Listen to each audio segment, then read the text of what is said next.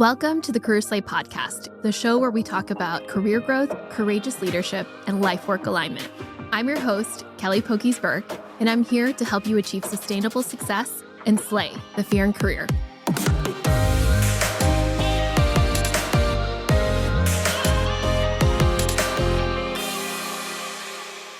Hi, everyone. Welcome back to Career Slay. Today, we're going to talk about a topic that can feel super uncomfortable for a lot of us. Pivoting.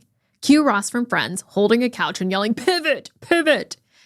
Anyways, if you're listening to this episode, chances are you're standing at a crossroads in your own career or life, or both. You've outgrown something, a role, a company, a version of yourself, or maybe even your own business. And you're wondering, is it okay to change direction? Did I make the wrong choice? Am I quitting? Or am I evolving? Here's what I want you to hear right out of the gate. Pivoting is not failure. Pivoting is getting back into alignment. I've had to pivot several times in my life, and every single time it happens, it feels like I'm going through another midlife crisis. The hardest part about pivoting is that there is no playbook and no formula for success. I looked up the definition of pivot, and it's to completely change the way in which one does something. So how do we go about making this big change if we have no idea where we're going? That's what this episode is all about. I'm going to share my own pivot story and give you 4 lessons I learned to help you pivot your career with more courage. Let me tell you about the pivots I've made in my career. My entire childhood, I thought I was going to be an architect. I went to college specifically for that major. Mind you that I chose architecture because I liked building things with Legos. When I got to Notre Dame, I found out that was not the case in practice, and I felt completely bamboozled. Just kidding. But I did feel completely lost because the direction I was banking my whole career on was a dead end. I found myself crying in the middle of my dorm hallway, calling my mom and telling her, "I'm so sorry I wasted 1 year of college on a subject I wasn't going to major in." And I know it sounds trivial now looking back, but at the time, it felt devastating to me because during my first year of college, my mom had just lost her job. I didn't want to be a burden and make things harder by stretching out my college experience. The first lesson I learned about pivoting from my college experience is this. You make a change because you notice something is out of alignment. Maybe it's the expectation versus reality of what you thought something was going to be. Maybe it's realizing that you don't want your passion to be your work. Or maybe it's living out someone else's dream instead of your own. I'm here to tell you that it's okay. Acknowledging the dissonance is the first step to making a pivot. No one is going to tell you that something is off. You have to listen to your gut. Your body will send you signals when something is off. The second lesson I learned about pivoting was that making a successful career pivot is about getting more data points. This means doing your own research and talking to people, real people, not just your AI companion, about the kinds of jobs that are out there. You can talk to a career counselor, hire a coach, or just find someone who's a few years older than you who seems to like what they do for a living. Having that validated data point is so important. For me, that looked like reaching out to the one person in my family friend network who wasn't a nurse and worked in marketing. And she happened to work in PR for Mark Cuban, so she really loved her job. What happens when you have real-time conversations is you can feel the energy off the people who enjoy what they do. That kind of energy is contagious. So gather more data points and talk to people about their jobs. Ultimately, I end up switching majors and do a double major in industrial design and marketing. And marketing ended up being the majority of my career. I went on to work in advertising for many years and got to work on some of the most iconic household name brands like Dow, DiGiorno, Tombstone Pizza, GameStop, Central Market, and Chick-fil-A. And then came the next major pivot in my career. This one was a more digestible career pivot, but it required a lot more effort.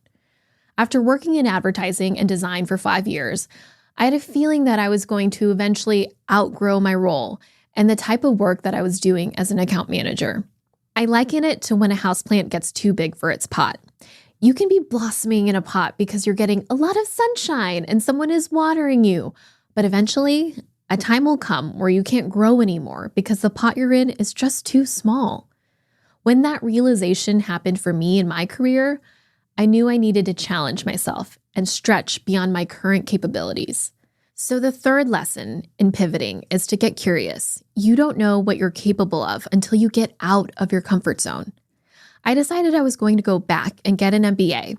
And when I applied for business school, I was so far removed from using analytical skills on the day-to-day that my GMAT score was horrible.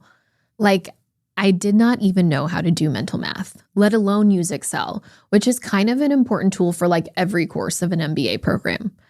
I was so out of my league that I had my best friend teach me statistics the night before the exam. He was a good teacher, so I passed.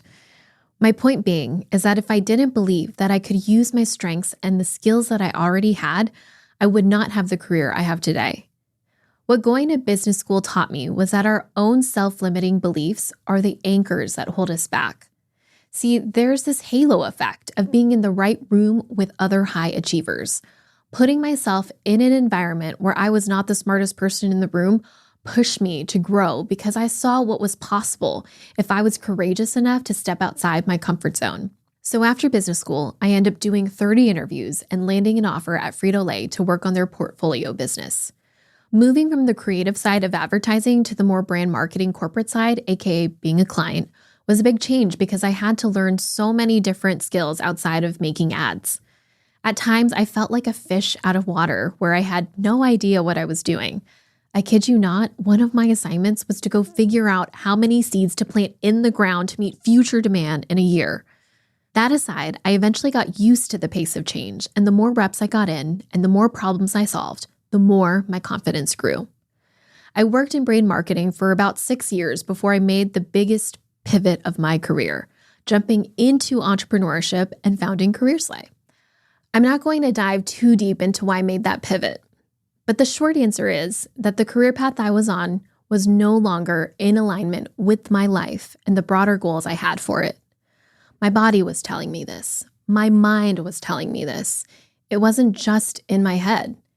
I was working with a therapist and a coach, and everyone that knew me acknowledged that I needed to make a change. And so going back through the other pivoting lessons I learned, I was noticing something was out of alignment.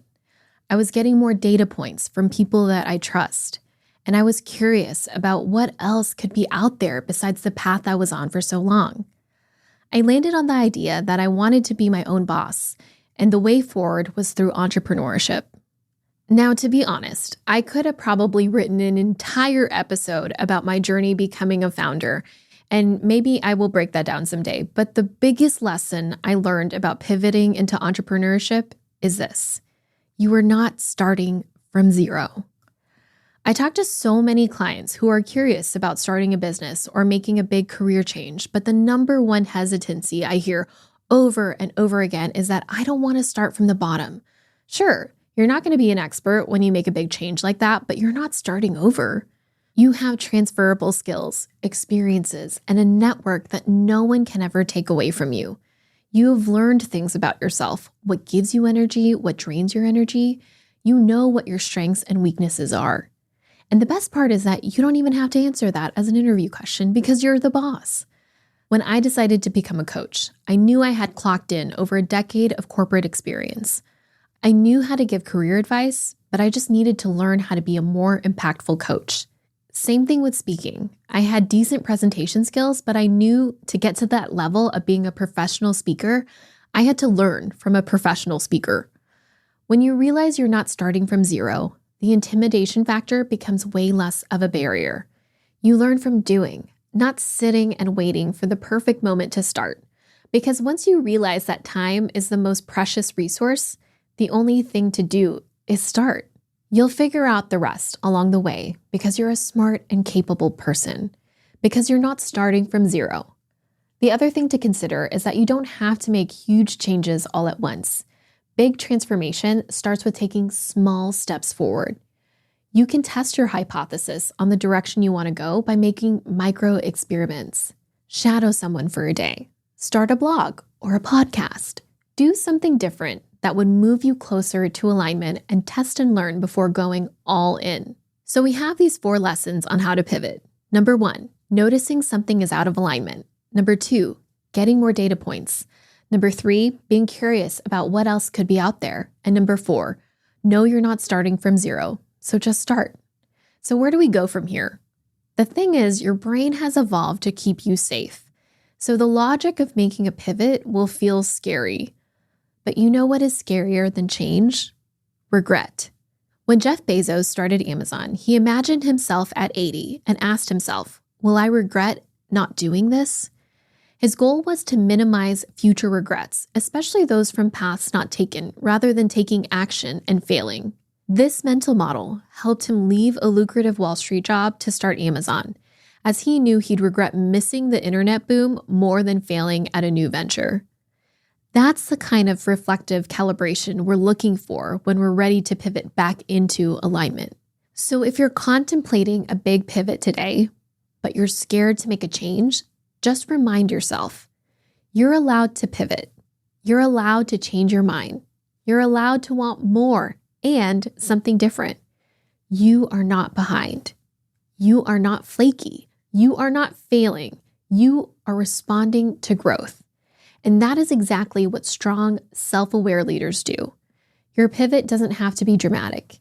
It just has to be aligned. If this episode resonated with you, I'd love for you to share it with someone who's standing at their own crossroads right now. And if you're navigating a pivot and want support doing it with clarity, not chaos, you know where to find me. The CareerSlay podcast is a co-production of CareerSlay and Weld Reply. This episode was produced by Asia Lane and Michael Burke, with editing by Tyra Greer and Michael Burke. If you like the show, subscribe and leave us a rating on Apple Podcasts or Spotify. And if you're ready to level up, pivot, or lead with confidence, book a coaching discovery call with me at careerslay.com.